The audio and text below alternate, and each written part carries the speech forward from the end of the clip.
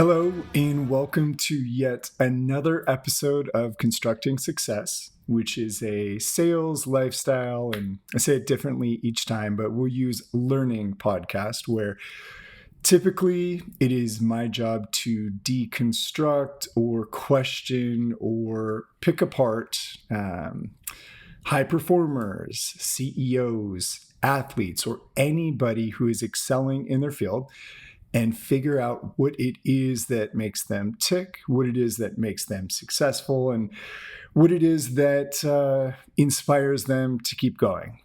So today I'm coming to, if you can see me, if you're able to see this on video, I'm wearing a t-shirt and it is just me today. So we'll go with this as a chill and a chill episode that gets back to the basics, and this is going to be a monologue where I address a little bit of the history of how this podcast came together. And the reason I feel that it's important to address the podcast right now is this is the 10th episode. And if you're looking on Spotify or Apple Music, or if you've been paying attention at all, you're probably scratching your head and wondering, well, that's kind of weird because this is number 5. So let me dig into the beginning and how everything came about and why I am here, still continuing or still pursuing this. And yeah, let's just jump right in. So to give you some background, I had no desire to have a podcast. I guess it seems like something that could be cool, but in reality, it's nothing that I ever thought I would go out and pursue. So I was talking with somebody on LinkedIn, and they had mentioned to me or encouraged me to start a podcast. And as I said, that is of zero interest to me. But I remember that there was a previous colleague of mine and someone that I would consider a really good friend as well that had mentioned or considered doing a podcast before. So when I reached out to him, I just said, hey, blank, we're going to leave his name blank for the sake of his privacy. But I said, hey, if you need anybody or if you ever wanted to talk about sales or lifestyle, I'd be happy to jump on if it helps you. Fast forward 7 to 10 days later, and we, after a few go rounds with name and premise of how the podcast would go, we had come up with Constructing Success. And it was going to be a focus on sales and marketing within the building materials industry.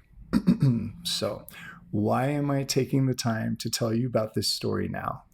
Well, being that we have hit the 10 episode mark, and there was 5 episodes that were pre-recorded before I broke out and did my own thing, we have now, being that he's with me in spirit, have now surpassed over 90% of the competition in the podcast world. Now, that doesn't mean that I get the most engagement. It doesn't mean that I have the largest following.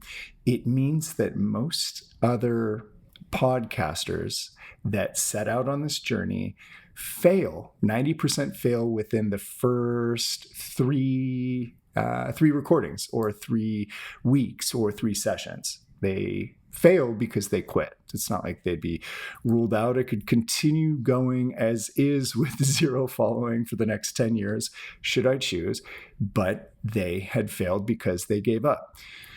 And I'm not positive that this stat is correct, but of the 90% that has fallen off, the remaining 10% that is there as of today, by episode 20, when I get to episode 21, I will have surpassed that remaining 90% as well.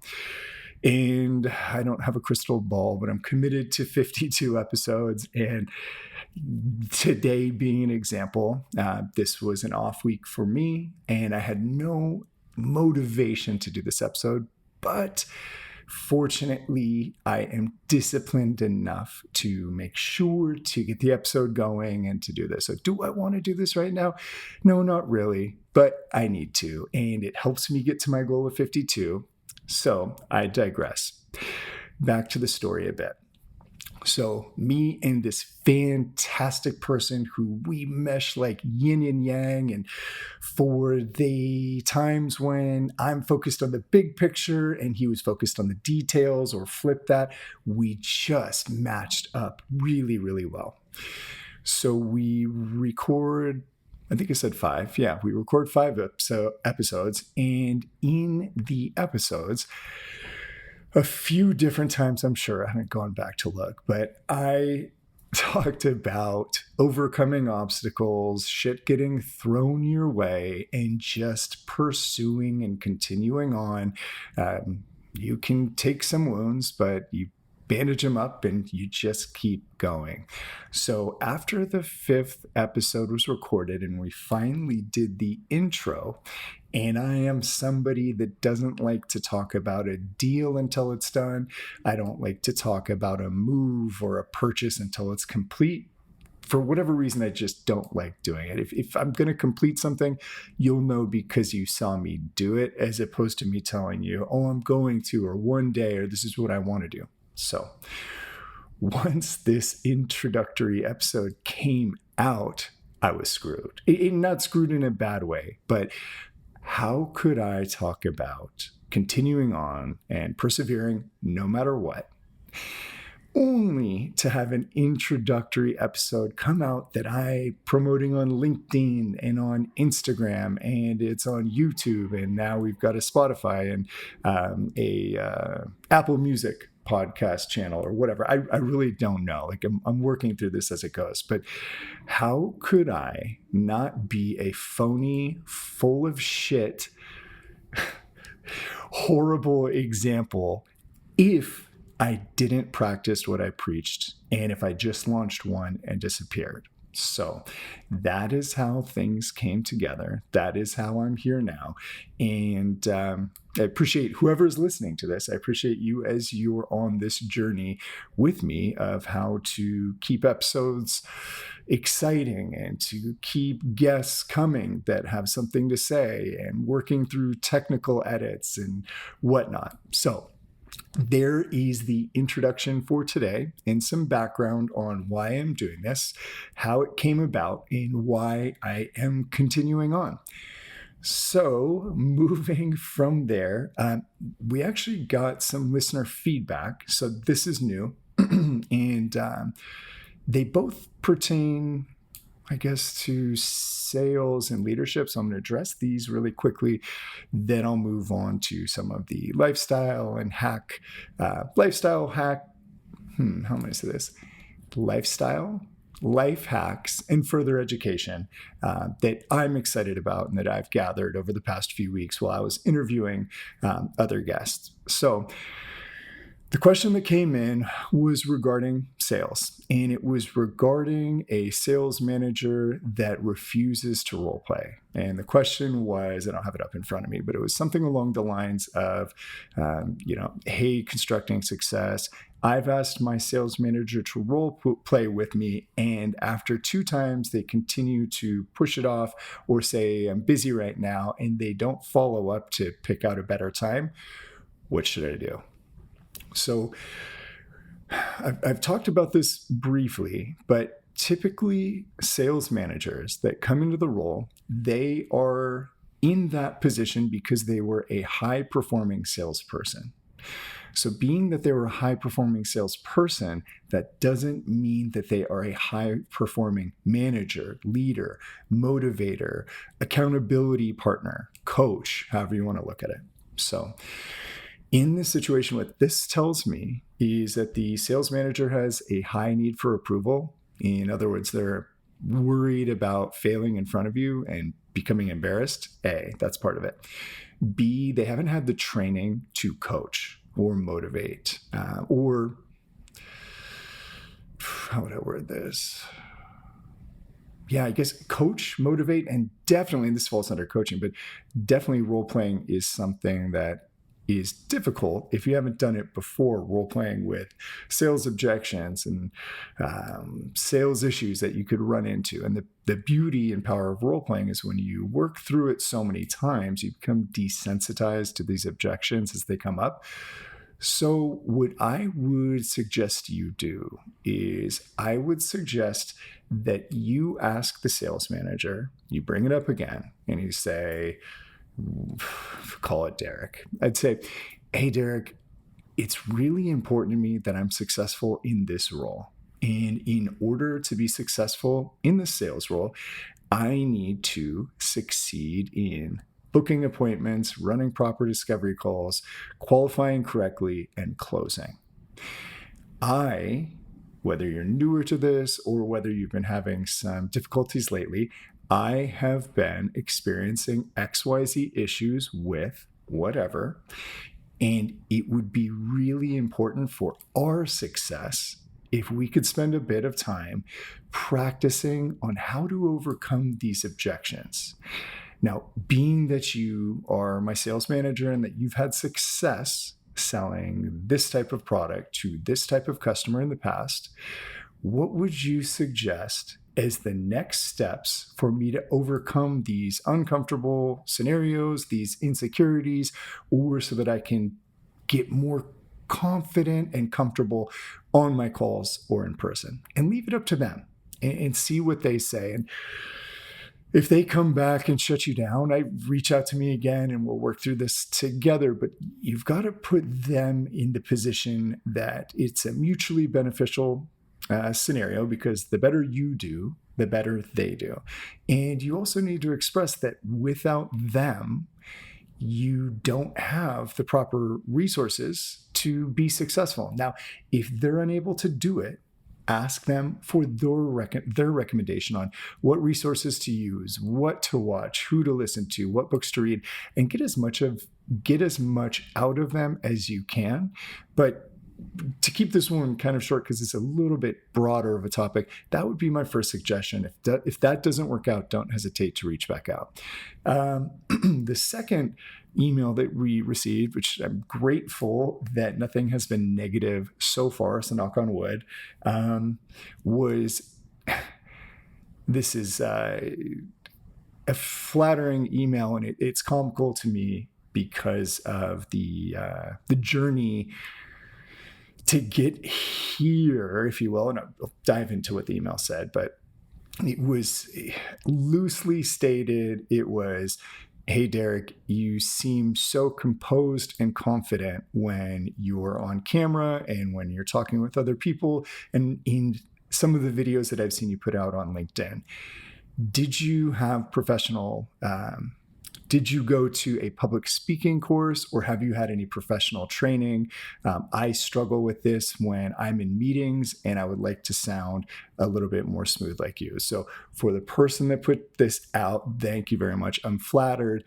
And if you could have seen me nearly like my knees buckle and hold on to the podium in college during a class when I gave a presentation that was about me, that is going to serve as a point A. And if now as a point B, no, I haven't done any professional public speaking courses.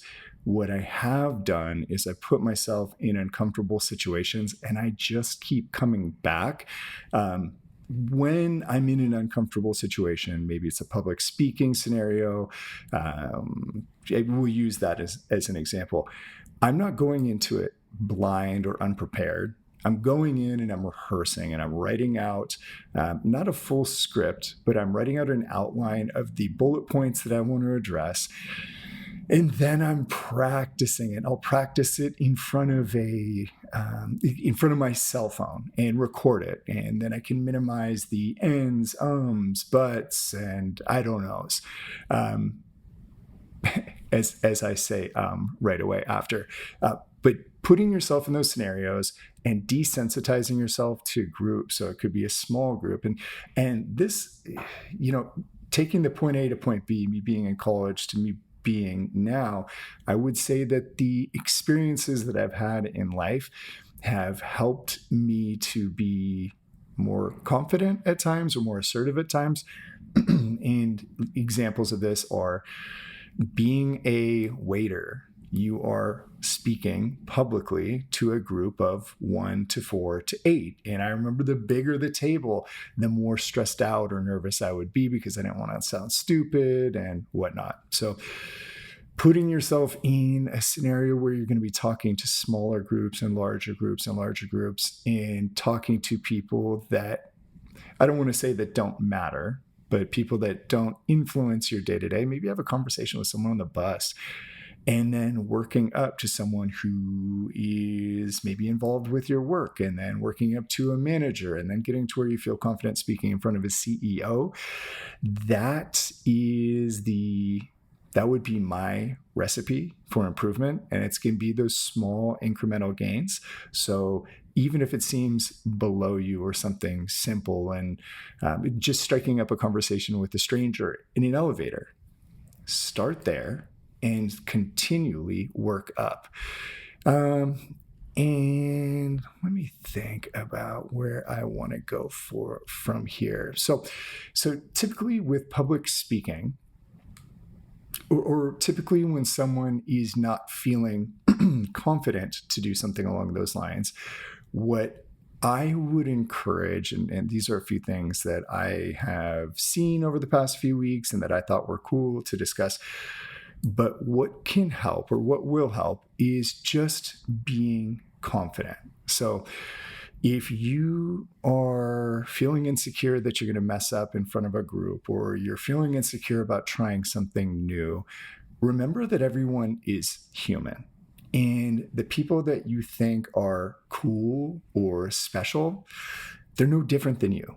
And we all have our own problems, insecurities, and doubts. So just the main thing is everybody's got their shit. Stop thinking that others are better than you. And here's an example of speaking as I'm doing this monologue rant, that hopefully this sheds some light. So if you are uncertain about a topic, if you are uncertain about what you're about to do, in general, speaking slower is better than speaking faster. And I'm not saying to draw each word out and speak slowly like this. I'm saying to break it up into fragments or into segments. So when I speak, I would allow pauses in between different portions of my statement. And when I'm slowing it down, I don't sound rushed. I don't sound nervous. I don't sound like I'm reading off a script. There we go. I just jinxed myself. But when you slow it down, it also allows you time to breathe and times to pause and think. And it allows you to pivot your next sentence based on the way the room's receiving you or the way that the conversation is going. So slow is better than fast. And before that, I was saying everyone's human. So definitely don't worry about your audience because they've got their own issues. And in general, just to help boost confidence, give yourself credit for the wins and the successes that you have. As humans, we could have 1,000 things go right on a day, and we're going to focus on the one thing that went wrong. It is our ancestral brain. It is hardwired to avoid mistakes. And we live in a different world now with plenty of opportunities and food and water that can be purchased at a store. So that lizard brain, or that fear, fight or flight emotion that goes off, just chill and just focus on the good things. And when you do make a mistake, forgive yourself. That's normal. That's what we're here for, is to learn. And if everything was easy, it wouldn't be fun. And if everything was easy, no one would be pushing themselves and no one would be ahead of each other. So remind yourself that you're doing great, and remind yourself that you're doing great more often. Another thing to help with confidence is put yourself in uncomfortable situations. And that could be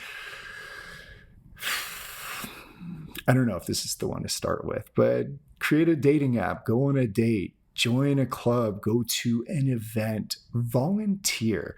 Anything that's new, anything that's making your brain rewire because it's out of your normal routine is going to help build confidence. And once things start to get comfortable, your confidence will grow there. So you pick up an MMA class, you start doing jujitsu, you go to a workout class, you go to a cooking class. The first time, it's going to feel weird. The second time, it's not going to feel much better. Who knows? Maybe on the third time, you're dreading it. But I'm pretty sure that around the 4th, 5th, 6th, 7th, up to 20th, you're going to enjoy it more and more. And that's another step to, checking off a box of confidence, if you will, getting comfortable in uncomfortable situations. And another thing, and this is going to seem so simple and so basic, but take time to get in shape and take care of yourself. So if you're in the gym and you're putting nutritious food in your body and you dress well and I'm not saying you need to get your hair cut all the time, but you take care of your hygiene and you brush your teeth and you floss and you drink a gallon of water a day and you just feel good. I don't know if I've said this already on this podcast, but here we go. And I think it's Deion Sanders that said this, but when you look good, you feel good. And when you feel good, you play good.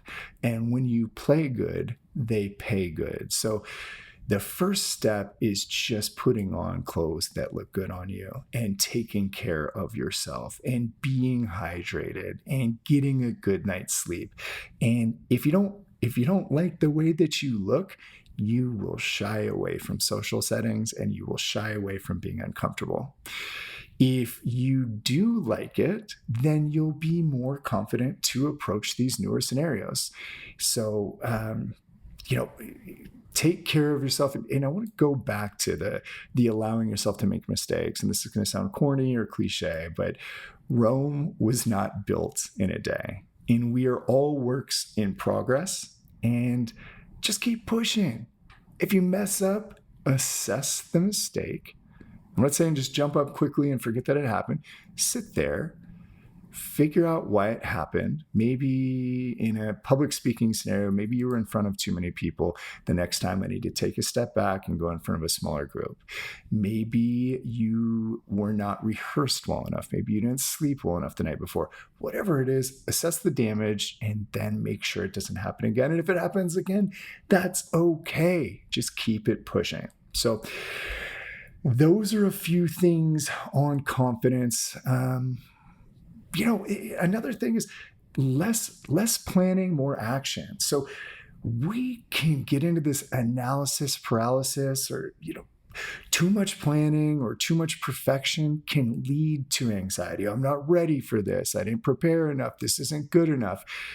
Fuck that. Just take action. And the more times you do something, the easier it gets and the more confident you'll feel.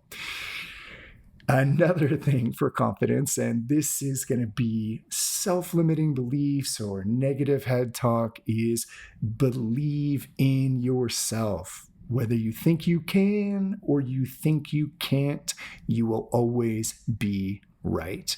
So a couple tips on believing yourself is use self-affirmations. If you need to say to yourself, let's say 10 times. We'll start with 10. But if you need to say to yourself before you go to bed, I'm confident and I'm a great public speaker, do that. I personally, I would say it 100 times. I would listen to myself saying that and hit it. I would listen to myself. I would record it and then listen to myself say it and let it play and play and play until you start to believe it. And I more than just listening to it, I think listening is important, but writing it down for whatever reason, when your eyes see something come out of the pencil or the pen that you're writing with, and don't type it out. It needs to be written onto paper. For whatever reason, you will believe it faster and you will feel confident sooner. So to summarize, to summarize the confidence issue or the public speaking issue, take Risks. I know it's scary, but you need to take risks. If your dream or goal looks too risky, too scary, too big, overwhelming, whatever it is, break it down into smaller pieces and attack them one at a time. So I hope that answered the question about public speaking. And as always, feel free to message me back. It's info@constructingsuccess.fm, and I'd be happy to help you work through something, answer any questions. And if you find me on LinkedIn, feel free to just DM me there and we can chat. So another thing that I think it's been 3 weeks since my previous monologue. Another thing that I think is important is I've stated that it's important to find a mentor. I've stated that it's important to surround yourself with positive circles, but I did a disservice and I made a mistake. Here we go. There's me making a mistake. I don't think I talked about what that means. So a positive circle, that's a pretty blanket statement or bland statement. So to dive into what I mean about the right circles or the positive people to be around is you want to surround yourself with people who are inspired. They are inspired to do what it is that makes them wake up in the morning. They are inspired to help others. People that inspired are inspiring to be around. I don't need to go much deeper into that, but you'll know the feeling when you leave a conversation. It's like, I've got a mentor, and this is someone I would say is in a circle of mine, but I've got a mentor that I will go to dinner with, and we go to dinner quarterly. And when we sit down, because I have to get up early, we typically meet around 5. If we met any later, and you'll understand as I tell the story, we'd be in trouble. So when I sit down at 5, we usually get kicked out of the restaurant. Like if the restaurant closes at 9:30 or 10, we are sitting there until they are sweeping around us. Now, why am I telling you this story? I feel so recharged after these dinner meetings, if you will. Dinner meetings, dinner dates, however you want to look at it, that I am inspired and I'm ready to tackle the next day with that inspiration. And we don't even have to be drinking. We can talk for 5.5 hours, just bullshitting, he and I. So look for the person that makes you feel that way and look for someone who's passionate, whatever it is. Maybe they're passionate about volunteering at dog shelters to ensure that dogs don't get euthanized. Whatever that passion is, find someone who is passionate and driven and motivated. And another huge thing to look for anyone that you're going to surround yourself with is find people that are grateful. Find people that practice gratitude. Find people that look for the silver lining. Find people that are appreciative for every moment, whether it's good or bad. Because if it's good, they'll be grateful for that exact thing. They'll be grateful that they were so fortunate to experience something like that. If it's bad, they'll be grateful for the lesson. They'll be grateful for the change that was made for them because maybe they weren't strong enough to do it on their own. And surround yourself with people who are open-minded. Just because they don't agree with the topic, they can still be open-minded and still entertain a conversation. I recently had 2 friends that don't talk anymore. And the reasoning for the falling out was one has certain political beliefs and the other vehemently disagreed. And while the one who had the political beliefs was able to put all of that aside because the relationship meant so much to, we'll call this person A and the other person B. It's rich if you know who these people are. That worked out perfectly. So person B didn't even entertain a conversation from person A, didn't want to hear them out, and was so close-minded that they gave up a friendship of I don't know, probably something like 25 years without a conversation. It was like the dump and then the ghost, like not even a breakup dinner, not a breakup conversation. And it left person A really hurt because person A would have loved to sit down, have a beer, talk it through, and be able to put that aside. Like, I understand you feel this way and you understand I feel this way about one topic. Can we continue the conversation, or can we continue the relationship knowing that this is something that we don't discuss anymore? So being open-minded, it's good for you. It's good for everybody around you. And if you're closed-minded, you're just going to be a fucking problem. That's just, there's my insight on it. Be open to everything, try everything, be judgment-free as much as possible. I need to work on this. And the last thing I would say about positive circles is I like to be in groups where I have to work my ass off to keep up. That's just my own thing. It can be exhausting, but surround yourself with people where you've got to constantly be pushing to be on their level, and they will help you level up consistently. And if you fast forward a year, you look back 2 years from now, you will be able to attribute your biggest success by just having to keep up with these people who are achievers, grinding, working hard. And I always have to take a quick pause when I'm saying grind or working hard. You also need to rest, and it is okay to have off days, and it is okay to have rest days. So I don't want you to think I'm this 24/7 grind, push. Like, we need to enjoy life as well.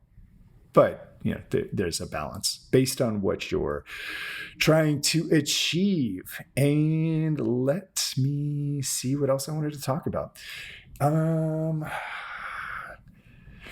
There was a study done, and it was put into a TED Talk, but there were I think it was 4 or 5 profound takeaways from happiness and what goes into happiness, and what to focus on in order to feel happy more often and every day in life. And so those things are, and this goes back to the positive inner circle, but one is happiness is most profoundly influenced by the quality of our relationships.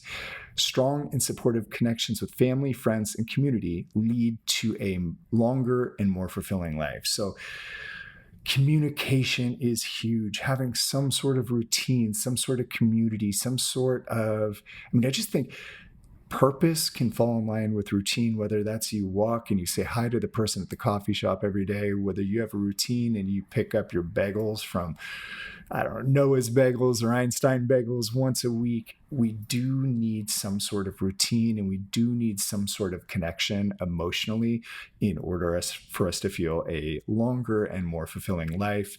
And your emotional well-being, that directly impacts your overall health. So if your emotional well-being is off, if something's going wrong in your life, don't be too proud to reach out to a counselor, get professional help, journal, talk to a friend. Also, beware that the friend might get sick of your shit after a while. And that's why I think there's value in talking to a professional. And I'll take this moment. I have to say thank you to my mom, for sure, and my sister, for sure, for listening to all of my problems. And I go through some wild shit, and I don't know how my mom doesn't. Well, yeah, I do know how, but my mom should have a lot more gray hairs than she does due to the things that I've brought to her. So I want to say thank you to both of them, because I've overwhelmed them with bullshit and repeated problems, and just annoying things. So thanks, Mom, and thank you, Jordan. And anyway, back to your emotional well-being. Other ways to help with that is prioritizing self-care. And when I'm saying self-care, proper sleep, proper nutrition, and exercise. So with exercise, I'm going to do a quick segue here. With the exercise aspect, there was a study done, and it was from researchers at the University of South Australia. And what they uncovered is that just exercise alone, should be the mainstay approach for managing depression or any mental health issues. Now, I'm not a doctor. I don't claim to be. There are scenarios where we absolutely need medication or other methods. But in this study, they found that physical activity was 1.5 times more effective than counseling or other leading medications. And what that is, I've talked about this briefly before, but your muscles secrete chemicals and proteins when you exercise that are good for your brain health. So when you have these in your bloodstream, so when you contract your muscle, in any way, the harder the better. But when you do that, it dumps these chemicals that scientists have called hope molecules. It dumps them into your bloodstream, which goes into your brain, and it makes you more resilient to stress and depression. So whether you're walking, which I walk so much, walking is one of the best ways to get exercise. You get outside, you get to feel the elements. It's good for unwinding or waking up, however you want to look at it, but walking is great. Running's awesome. I'm not doing any of that right now because I'm just overrunning. I ran a marathon recently. Just don't want to do that. Dancing is great, and you'll catch me dancing at a show or on a weekend should I go out. Hiking is great. I need to do more of that. Weightlifting, I love. Swimming is amazing. But anything that gets you to contract your muscles, that will help dump these hope molecules into your bloodstream. So going back to what I was saying about the mental health and taking care of yourself and the pursuit of happiness, prioritize your self-care. And that could also be, gosh, what did I do that was stupid but felt good? I got a pedicure when I was training for the marathon. I felt like it was important for me to prioritize the health of my feet, and just things like that. Getting a good haircut, going and getting a massage, whatever it is that makes you feel good will help you be more happy. But the three things that I'm going to key in on that are most important for me is 1, sleep, 2, nutrition, and 3, exercise. And just another thing that helps me be happy, and I'm not like this all the time, but gratitude. And I talked about practicing gratitude earlier. Gratitude is more powerful than you think. And expressing gratitude regularly for the small joys, the stupid little things, and even if you are able to, the gratitude for the things that don't go that well, but that serve as a lesson. If you can get behind that, it can be frustrating at times, but those will help increase yours, mine, our overall sense of well-being. So take a moment each day to appreciate the blessings and the lessons that you have in your life, big and small. And from there, I took a note. So delayed gratification.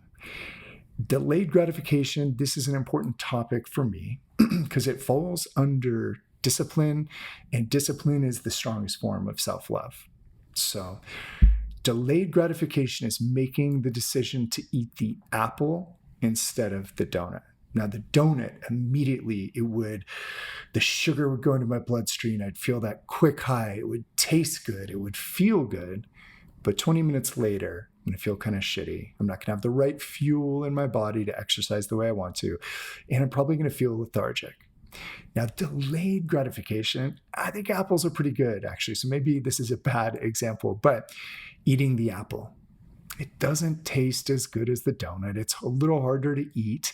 It's more fibrous, requires more chewing, and it's just, it's healthy food.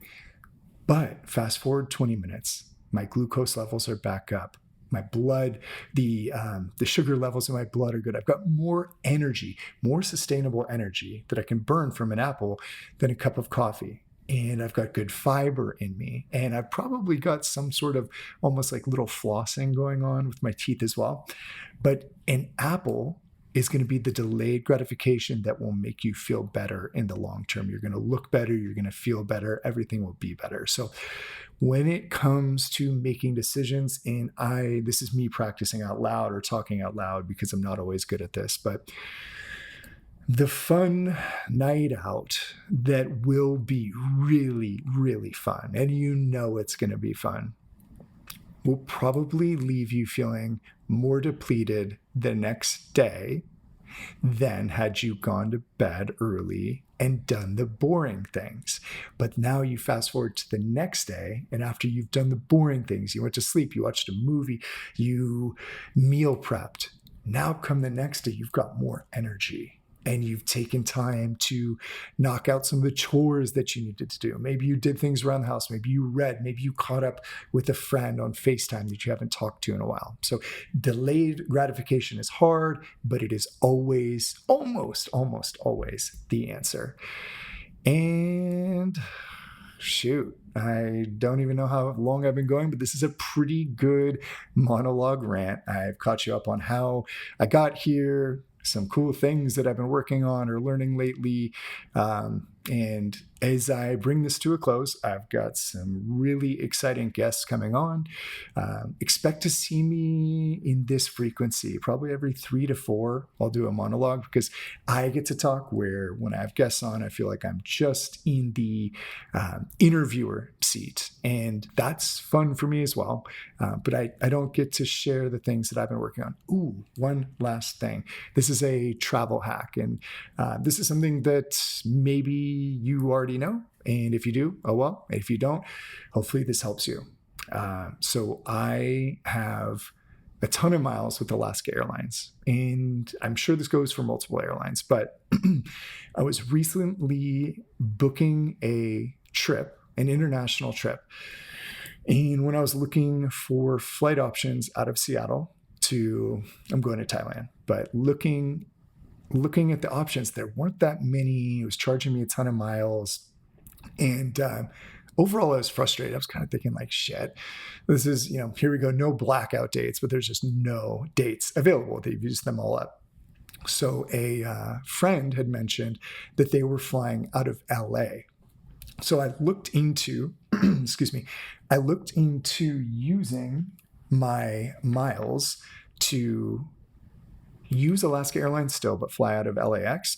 And the amount of points required were significantly less. My flight options, my flight times, everything was better. And for me to use miles to get from Seattle to LA, to use the LA to Thailand was still less than had I just been flying out of Seattle. So that was a little hack for me. And then with Alaska, and I'm sure other airlines do this also, you're able to extend a layover. So my first stop on the way home is in LA. So I could stay there for a week. I could stay there for 2 weeks. It's part of the ticket. And I believe I need to recheck on this, but I think I'm stopping with a layover into Hong Kong. Now, I could delay this out and spend a week in China if I wanted, and then continue on the trip. So depending on the time you have, I could now essentially turn this into 3 separate tickets, where I get to use all 3 tickets for their own individual vacation time while using the price of 1 mileage ticket. So that is my little travel hack for today. And I just want to thank you all and express my gratitude for hanging out with me for the journey so far. I said this was episode 10 as far as what I've done, but this is going to be 5 coming out. So I've got about 47 more to do. So if you're with me till the end, thank you. And hopefully it gets better each time. And please share your experiences with me, share your feedback with me, ask me questions on anything. It's info@constructingsuccess.fm.